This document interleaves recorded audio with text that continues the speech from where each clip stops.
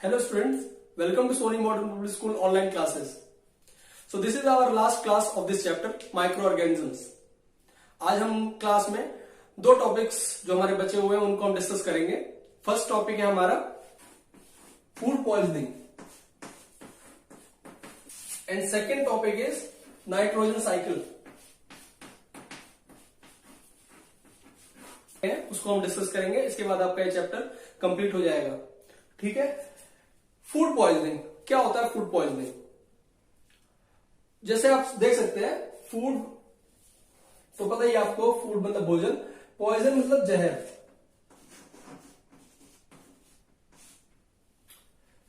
मतलब वो कंडीशन जब हमारा फूड जहर बन जाता है. सो ये आप देख सकते हैं कि ये हार्मफुल चीज है. तो इसको कौन कर रहा होगा? फ्रेंडली माइक्रो ऑर्गेनिजम्स कर रहे होंगे या हार्मफुल माइक्रो ऑर्गेनिज्म कर रहे होंगे?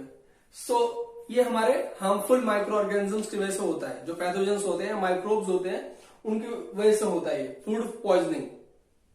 ये होता कैसे है? जो फूड होता है हमारा, उसको अगर हम कुछ टाइम के लिए ऐसे ही छोड़ दें तो उसके ऊपर क्या होता है, कुछ माइक्रोब्स ग्रो होते हैं. जिससे क्या होता है कि माइक्रोब्स जो उसके ऊपर ग्रो होने स्टार्ट हो जाते हैं, वो उसके ऊपर कुछ टॉक्सिक सब्सटेंस रिलीज करते हैं. और टॉक्सिक सब्सटेंस जब उसके अंदर मिक्स हो जाता है फूड के अंदर, तो धीरे धीरे क्या होता है कि वो फूड जहर में बदल जाता है. उस फूड को खाने से हम बीमार पड़ सकते हैं और यहां तक कि कई रेयर केसेस में हमारी डेथ भी हो सकती है. तो ये होता है फूड पॉइजनिंग. और फूड पॉइजनिंग से क्या होता है कि खाने का कलर, स्मेल और टेस्ट भी चेंज हो जाता है. कभी आपने देखा हो कि रात में आपने फ्रिज में खाना अगर नहीं रखा है तो उसकी वजह से क्या होता है कि सुबह जब आप उस फूड को लेते हैं तो उसका टेस्ट कुछ चेंज सा रहता है. तो वही होता है कि आपका फूड स्पॉइल हो चुका है. फूड स्पॉइल हो गया है, इसके ऊपर माइक्रोब्स ने रात भर कुछ ना कुछ उसके ऊपर एक्शन किया है, जिसकी वजह से वो फूड अब खाने लायक नहीं रहा. इसी को हम कहते हैं food poisoning. So how to prevent food poisoning. अब हमारा फूड खराब हो जाता है, जैसे आप और सिर्फ फूड के साथ ही नहीं होता है, मैंगो भी होते हैं, कुछ दिनों बाद वो रॉट हो जाते हैं, सड़ जाते हैं. ऐसे ही बहुत सारे हमारे फूड होते हैं जो खराब हो जाते हैं. So how to prevent food poisoning. So the process by which we preserve our food and food items is known as food preservation. जिस उपाय से हम अपने फूड को बचाते हैं उसको हम कहते हैं फूड प्रिजर्वेशन. अब फूड प्रिजर्वेशन के बहुत सारे मेथड्स हैं, उनके बारे में हम डिस्कस करते हैं.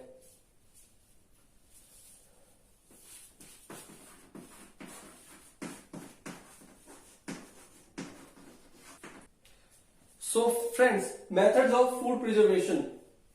अब हम फूड को प्रिजर्व कैसे करते हैं, हमारे जैसे फूड खराब ना हो, जो फूड स्पॉइल हो जाता है वो फूड स्पॉइल ना हो.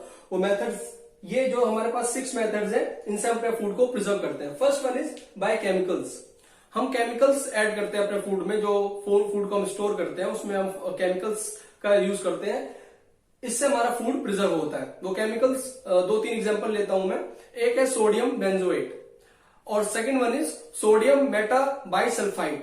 ये 2 केमिकल्स का यूज करके हम अपने फूड को प्रिजर्व करते हैं. और इन केमिकल्स को हम क्या बोलते हैं? इन केमिकल्स को हम बोलते हैं preservatives. So the chemicals by which we preserve our food are known as preservatives. इसकी डेफिनेशन है. The second method is by adding salt. आपने देखा होगा कि हमारे घर में जब अचार वगैरह बनता है तो उसमें नमक लगा के रखा जाता है. उससे क्या होता है कि वो फूड हमारा जो होता है वो खराब नहीं होता, स्पॉइल नहीं होता बहुत दिनों तक. तो second method is by adding salt. Third method है that is by adding sugar. Sugar क्या करता है कि मॉइस्चर को रिड्यूस करता है. मॉइस्चर आप जानते हैं क्या होता है? मॉइस्चर मतलब नमी. इस रूम में या फिर एयर में, जो हम भी एयर जहां पे हम रहते हैं, एयर में थोड़ा सा नमी रहती है, थोड़ा सा वाटर कंटेंट रहता है. और जहां पे वाटर कंटेंट रहता है वहां पे ये माइक्रोब्स जो है वो ग्रो करते हैं. माइक्रोब्स हमने पढ़ा, माइक्रो ऑर्गेनिजम्स, ये ग्रो करते हैं. तो शुगर क्या करता है? शुगर जो है मॉइस्चर ही खत्म कर देता है, या फिर मॉइस्चर को इतना रिड्यूस कर देता है कि वहां पे माइक्रोब्स इजीली ग्रो नहीं कर पाते. So third method is by adding sugar. Fourth is by adding edible oil and vinegar. अब हम इसका यूज क्यों करते हैं?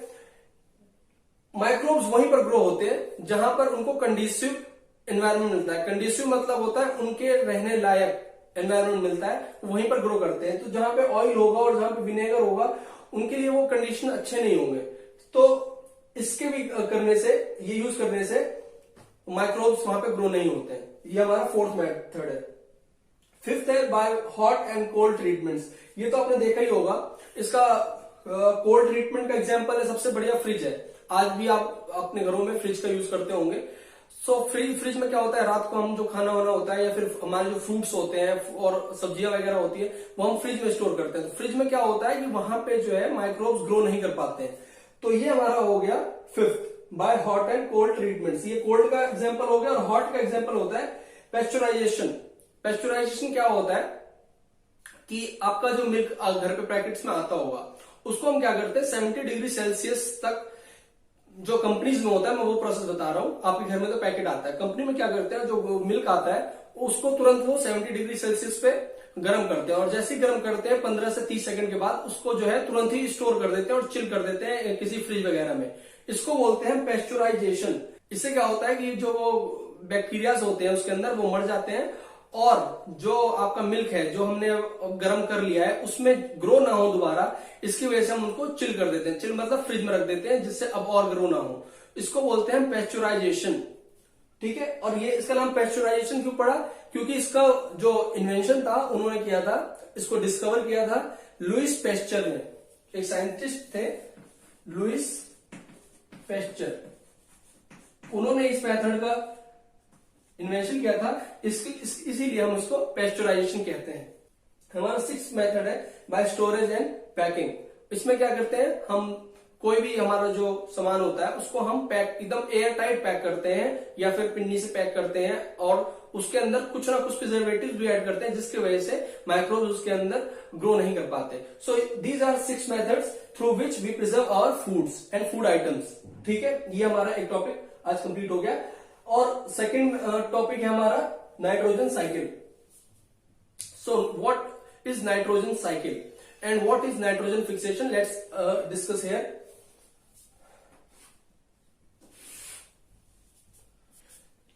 सो व्हाट इज नाइट्रोजन साइकिल?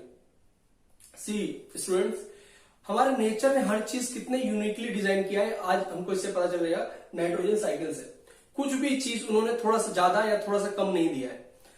अगर आप अपने एटमॉस्फेयर को देखें तो हमारे एटमॉस्फेयर में आपको अगर 100% लेके चले तो आपको पता है कि 78% नाइट्रोजन पाया जाता है।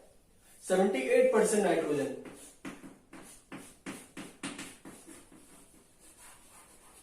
And 21% oxygen.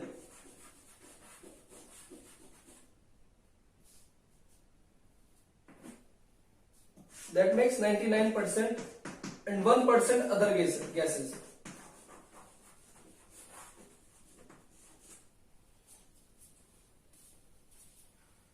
So, आप देख सकते हैं कि इसमें 99% हमारा 78% नाइट्रोजन, 21% ऑक्सीजन और 1% अदर गैसेस जैसे कि 0.03 कार्बन डाइऑक्साइड वगैरह, ये सब इसके अंदर में पाया जाता है। सो नाइट्रोजन का हमारे लाइफ में क्या रोल है, आज हम इसको डिस्कस करेंगे। सो आप देख सकते हैं नाइट्रोजन तो बहुत सारा है हमारे पास, लेकिन क्या हम इसका यूज कर सकते हैं और नाइट्रोजन का यूज होता क्या, किसमें किसमें है? सो नाइट्रोजन स्टूडेंट्स हमारे लाइफ में बहुत ही इंपॉर्टेंट रोल प्ले करता है।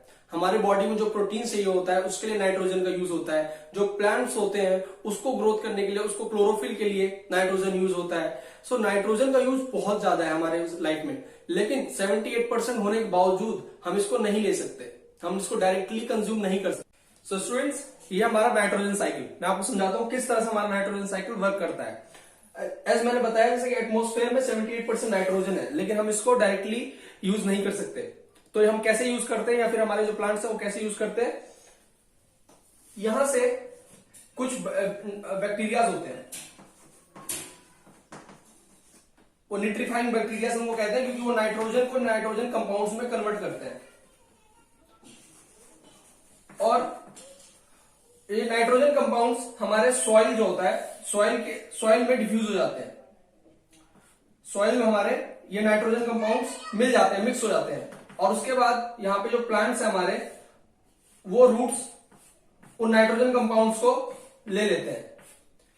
और ये प्लांट कौन सा है? ये प्लांट हमारा लेग्यूमिनियस प्लांट है। लेग्यूमिनियस प्लांट मींस वो प्लांट्स होते हैं जो दालें देते हैं, पल्सेस देते हैं, मींस प्रोटीन रिच फूड्स जो देते हैं, उन्हीं को हम लेग्यूमिनियस प्लांट्स बोलते हैं।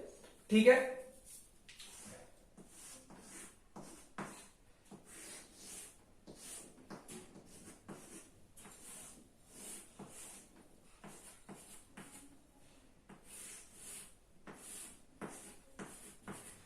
अब इन प्लांट्स ने इन नाइट्रोजन कंपाउंड्स को ले लिया। अब इन नाइट्रोजन कंपाउंड से क्या करेंगे, क्लोरोफिल बनाएगी और प्रोटीन्स बनाएंगे और विटामिन बनाएंगे। ठीक है, ये प्लांट्स में फिर प्रोटीन की मात्रा रहती है इसीलिए। और उन प्रोटीन्स का हम क्या करेंगे, जब हम इस प्लांट्स को खाएंगे तो वो प्रोटीन हमारी बॉडी में जाएंगे और वो प्रोटीन हमारी बॉडी में जाके क्या करेंगे, प्रोटीन स्टूडेंट्स हमारे बॉडी का बहुत ही वाइटल कंपोनेंट होता है। प्रोटीन से ही हमारे हेयर्स बनते हैं, प्रोटीन से ही हमारे मसल्स बनते हैं, प्रोटीन से ही हमारी ग्रोथ होती है। प्रोटीन्स को बिल्डिंग ब्लॉक्स बोला जाता है। प्रोटीन बहुत ही वाइटल रोल प्ले करते हैं हमारे बॉडी बिल्डिंग में। ठीक है, तो हम उस प्रोटीन को खा लेते हैं। हम इस प्लांट्स को जब खा लेते हैं तो हमारी बॉडी में वो ग्रोथ करते हैं। मान लीजिए ह्यूमन बॉडी है, इन्होंने इसको खा लिया, इस प्लांट्स को हमने जब इसको खा लिया, उसके बाद क्या हुआ, दो तरीके से ये दोबारा मिट्टी में चले जाते हैं। एक तो ह्यूमन एक्सक्रीटा होता है, ह्यूमन जो एक्सक्रीटा होता है उससे वो दोबारा मिट्टी में मिल जाता है। और दूसरा जब हम मर जाते हैं, जब हमारी डेथ हो जाती है, तब हम मिट्टी में मिल जाते हैं। तो प्लांट्स और ये ह्यूमंस जब दोनों दोबारा मिट्टी में मिल जाते हैं तो ये नाइट्रोजन को, जो नाइट्रोजन कंपाउंड्स होते हैं दोबारा या तो लेग्यूमिनियस प्लांट्स यूज कर लेते हैं, क्योंकि जो हमारा ये रहता है, इसको डिकम्पोजर्स जो होते हैं, हमारे बैक्टीरियाज होते हैं, उसको दोबारा से नाइट्रोजन कंपाउंड्स में ब्रेक कर देते हैं। फिर वही नाइट्रोजन कंपाउंड्स ये प्लांट्स दोबारा से ले लेते हैं और जो बचे हुए नाइट्रोजन कंपाउंड्स रहते हैं उनको डीनाइट्रीफाइंग बैक्टीरिया होते हैं, डीनाइट्रीफाइंग बैक्टीरिया,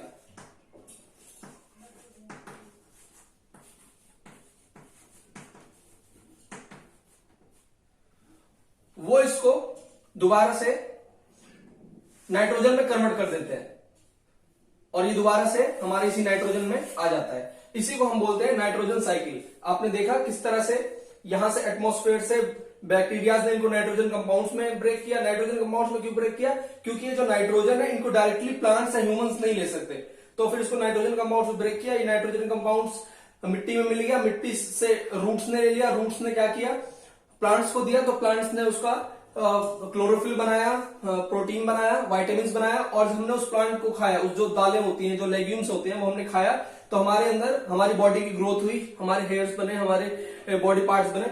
और उसके बाद जब ह्यूमन ने एक्सक्रीट किया, उसको दोबारा मिट्टी मिल गई, या फिर ह्यूमन जब डाई हुआ और प्लांट जब डाई हुए, ये जो मर गए प्लांट या ह्यूमन, तो दोबारा वो मिट्टी मिल गया। तो बैक्टीरियाज ने उसको नाइट्रोजन कंपाउंड्स में दोबारा तोड़ के कुछ प्लांट्स को दे दिया और कुछ को इन्होंने डीनाइट्रीफाई करके नाइट्रोजन में कन्वर्ट कर दिया। इसी को हम बोलते हैं नाइट्रोजन साइकिल। तो इस तरह से ये 78% नाइट्रोजन हमेशा एटमॉस्फेयर में बैलेंस रहता है।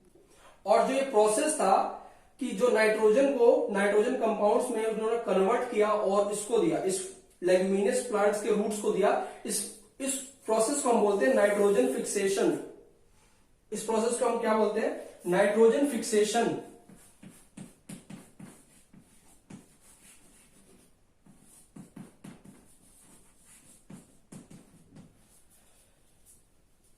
सो फ्रेंड्स, आपने देखा कि ये कितना इंपॉर्टेंट टॉपिक है और कितने माइक्रोब्स हमारे लिए कितना जरूरी है। इस टॉपिक के थ्रू देखा हमारे फूड के लिए भी कितना जरूरी है और हमारे लाइफ के लिए भी कितने जरूरी है माइक्रोब्स, ये हमने देखा। हमने ये चैप्टर डिस्कस किया, इसमें हमने हार्मफुल माइक्रो ऑर्गेनिजम्स के बारे में भी पढ़ा, फ्रेंडली माइक्रो ऑर्गेनिजम्स के बारे में पढ़ा।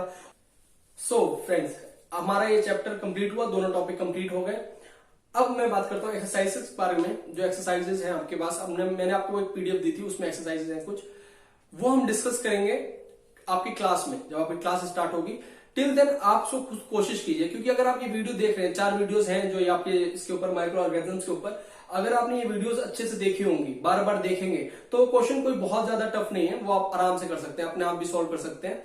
और फिर भी कोई अगर डाउट होगा तो हम क्लास में दोबारा से इस चैप्टर को लेंगे एक बार और इसके सिर्फ डाउट्स क्लियर करेंगे। दोबारा चैप्टर क्या पता हो क्या पता ना हो, हमारे जो टाइम हमारे को परमिट करेगा उस टाइम पे वो हम जब देखेंगे। लेकिन अभी आप इसको दोबारा कीजिए और उस टाइम पे हम डाउट्स लेंगे, तो आपका ये चैप्टर कंप्लीट हो गया।